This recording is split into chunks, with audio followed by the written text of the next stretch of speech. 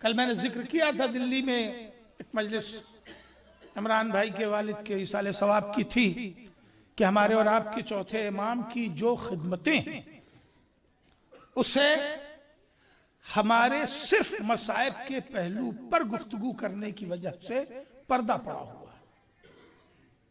ایک لفظ ہے بڑا مشہور ہے، بیمار کربلا۔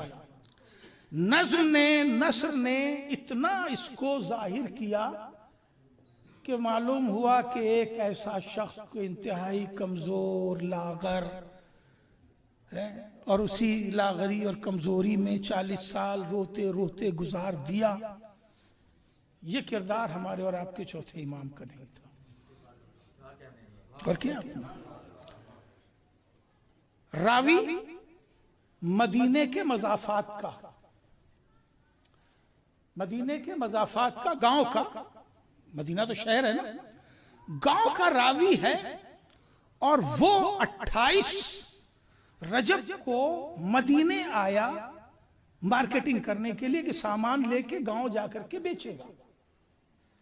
جب وہ مدینے آیا، دیکھیے اب آپ کو سننا ہے، جب بھی ذکر سید سجاد کا ہوگا تو وہ آنسوؤں کے سائے میں ہوگا، اس لیے سارے مصائب میں ہی سارے فضائل پوشیدہ ہیں حیات سید سجاد۔ تو اس نے دیکھا کہ مدینہ تو بند ہے، مارکیٹ بند ہے۔ اس نے لوگوں سے پوچھا بھئی آج مارکیٹ کیوں بند ہے؟ آج تو بندی کا دن نہیں ہے۔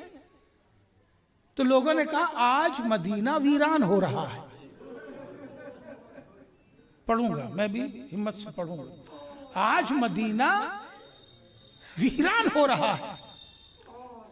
کہا بھائی اللہ مدینے کو، ہمارے سرکار کے مدینے کو سلامت رکھے، تم ایسی باتیں کیوں کر رہے ہو کہ مدینہ ویران ہو رہا ہے؟ کہاں بھائی مدینہ ویران ہو رہا ہے اس لیے کہ رسول کا چشم و چراغ مدینہ چھوڑ کے جا رہا ہے۔ سارے بنی ہاشم آج مدینہ چھوڑ کے جا رہے ہیں۔ کہ سارے بنی ہاشم؟ اس نے کہا کہ بھائی ہم نے سنا ہے سارے بنی ہاشم بڑے خوبصورت ہیں، کوئی ان میں چاند کی طرح ہے، کوئی سورج کی طرح ہے، کوئی رسول کی طرح ہے۔ ہم نے کبھی سارے بنی ہاشم کو ایک جگہ دیکھا نہیں، جی چاہتا ہے کہ میں آج دیکھ لوں، پتہ نہیں یہ لوگ کب لوٹیں گے نہیں لوٹیں گے۔ تو اس مدینے والے نے کہا اسی گلی کے نکڑ پہ، کارنر پہ کھڑے ہو جاؤ، قافلہ یہیں سے گزرے گا۔ سننا، جن کے ذہنوں میں لفظ بیمار کربلا اس حیثیت سے بیٹھ گیا کہ ایک انتہائی لاغر اور کمزور شخصیت کا نام ہے، وہ نکڑ پہ کارنر پہ کھڑا ہو گیا اور قافلہ ادھر سے گھر سے اور باب مدینہ کی طرف بڑھ رہا ہے۔ اتنے میں اس نے دیکھا کہ آگے 2 گھوڑے برابر سے چلے آ رہے ہیں اور اس پر 2 جوان بیٹھے ہوئے ہیں۔ دو کے دونوں میں وہ تمیز نہیں کر پا رہا ہے کہ پیکر کے اعتبار سے بہادر زیادہ کون ہے۔ وہ کہتا ہے کہ میں تمیز نہیں کر پا رہا ہوں، فیصلہ نہیں کر پا رہا ہوں کہ ان دونوں جوانوں میں پیکر کے اعتبار سے کون لہیم، شہیم، شجیع، بہادر، پروقار، پرہیبت، کون ان دونوں میں زیادہ ہے، میں تمیز نہیں کر پا رہا ہوں۔ اس نے پوچھا ساتھ میں کھڑے ہوئے شخص سے بھئی یہ جو 2 برابر کے گھوڑے آگے آگے چلے آ رہے ہیں، ان 2 گھوڑوں پر کون کون بیٹھا ہے؟ تو اس نے کہا ایک گھوڑے پر علی کا بیٹا عباس ہے اور دوسرے گھوڑے پر حسین کا بیٹا علی سید سجاد۔ سمجھ میں آیا سید سجاد کس پیکر کے سے، کس انداز سے مدینے سے نکلے تھے؟ یہ تھے سید سجاد۔ 9 محرم کا دن ڈھل رہا ہے، شام قریب آنے والی ہے، بس اتنا ہی ہے وہ غش جسے بیمار کربلا کہہ دیا گیا۔ 9 محرم سے لے کے اور 10 محرم کے عصر عاشور تک بس اتنا ہی بیماری ہے امام سجاد کی۔ اس لیے کہ یاد رکھیے کہ امامت ایک سیکنڈ کے لیے بھی بے ہوش نہیں ہو سکتی. غور کر رہے ہیں آپ؟ ایک سیکنڈ کے لیے بھی امامت بے ہوش نہیں ہو سکتی. کربلا میں ایک دن کی جو بے ہوشی اور غش ہے امام کا، وہ صرف اس لیے ہے کہ امام سجاد کربلا میں عصر عاشور سے پہلے 5ویں امام کی طرح امام تو ہیں، امام وقت نہیں ہے. یہ عقیدے کی بہت مضبوط لفظیں ہیں، اسے محسوس کیجئے گا. امام وقت ہیں امام حسین علیہ السلام، اور امام حسین کی شہادت کے بعد 40 برس میں ایک سیکنڈ بھی بتا دو کہ غش دہرایا ہو. اس لیے کہ امامت بے ہوش نہیں ہو سکتی. یہ 9 محرم کا دن گزر رہا ہے، جناب سید سجاد باب الہوائے جوانان بنی ہاشم موجود ہیں کہ اتنے میں جناب زہیر قین نے کہا، امام سجاد کو مخاطب کر کے یہ بات جناب عباس سے بھی زہیر قین نے کہی ہے.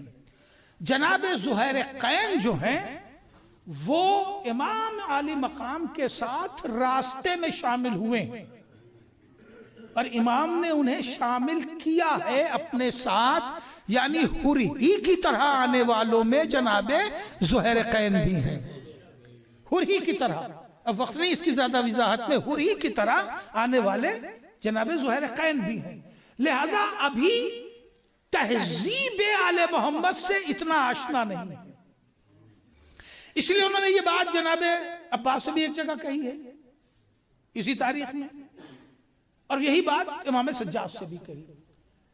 آقا آپ کو معلوم ہے یہ ہزاروں ہزار کا لشکر کس کے لیے جمع کیا جا رہا ہے؟ امام نے پوچھا کس کے لیے؟ کہ آقا کہہ رہے تھے، انہی کی زبانی سنا ہے، یہ سارا لشکر آپ کے بابا کے قتل کے لیے جمع ہو رہا ہے. آپ سوچئے ایک بیٹے سے اگر یہ کہا جائے تو اس پہ کیسی کیفیت طاری ہونی چاہیے. بہت توجہ.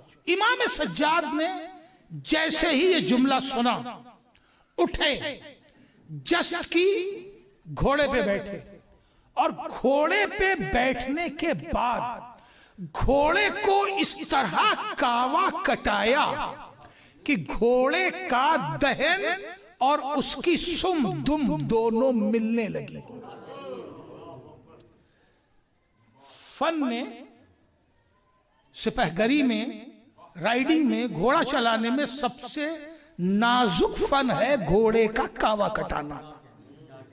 گھوڑ سواری کا سب سے نازک فن ہے گھوڑے کو کاوا کٹانا، اور اتنا اسے مولڈ کر دینا کہ اس کا دہن اور اس کی سم اس کی رفتار کے ساتھ دونوں تقریباً ملنے لگے. یہ ممکن نہیں ہے.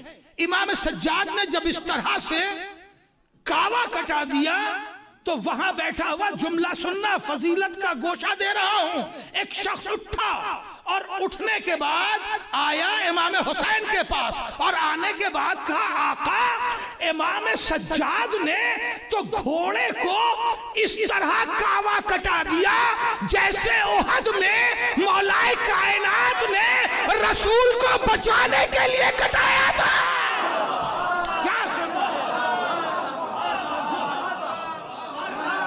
صلوات پڑھ لے محمد وآل محمد. کیا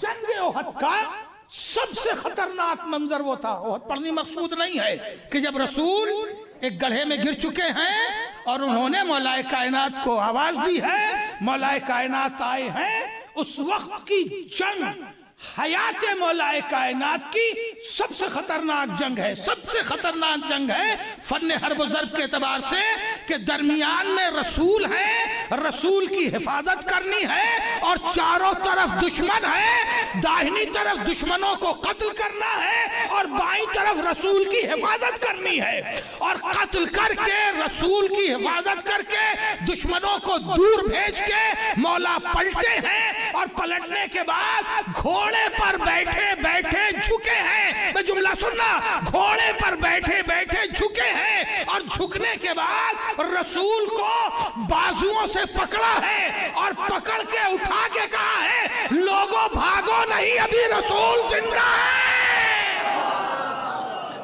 بھائی توجہ توجہ توجہ، لوگوں بھاگو نہیں، ابھی رسول زندہ ہے۔ تو احد میں مولا کائنات نے رسول کو پہچانوانے کے لیے گھوڑے پر سے بلند تھے، جھکے اور رسول کو اٹھا کے بتایا بھاگو نہیں، رسول زندہ ہے۔ رسول نے غدیر میں منبر پر سے جھک کے علی کو بلند کیا اور کہا پہچانو جس کا میں مولا ہوں اس کے علی مولا ہے۔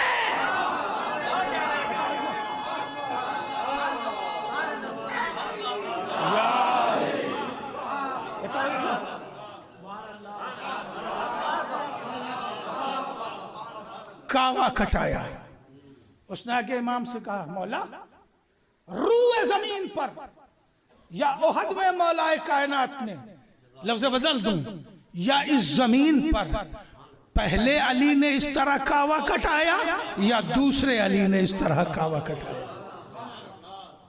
امام اٹھے، اٹھنے کے بعد آئے، امام سجاد کو لیا، لینے کے بعد کہا بیٹے خیمے میں چلیے، آپ تھک گئے ہوں گے، جو لوگ رائڈنگ کیے ہیں وہ جانتے ہیں، اب اسے سمجھا پانا میرے لیے مشکل ہے کہ کعوہ کٹانے کے بعد رائڈر کو، گھوڑ سوار کو کتنی زحمت کرنی پڑتی ہے، کہ آپ تھک گئے ہوں گے، اب آئیے آرام کیجئے۔